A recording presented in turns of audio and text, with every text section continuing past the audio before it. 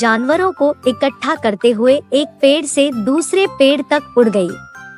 उसने नदी के किनारे एक बैठक आयोजित की, जहां उसने अपनी प्रिय नदी की रक्षा करने की तत्काल आवश्यकता को साझा किया।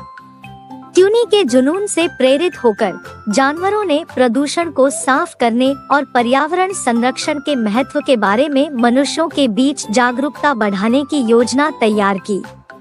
साथ में जानवरों ने नदी से मलबे और प्रदूषकों को हटाने के लिए दिन रात अथक परिश्रम किया। ट्यूनी का संदेश दूर दूर तक फैल गया, आसपास रहने वाले लोगों के दिलों तक पहुंच गया। उन्होंने अपने द्वारा किए गए नुकसान को पहचाना और नदी को उसके पूर्व गौरव को बहाल करने के लिए जानवरों से हाथ मिलाया।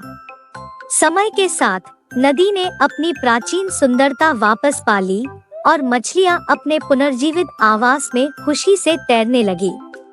ट्यूनी और फिन ने अपनी यात्रा के दौरान सामना किए गए अन्य प्राणी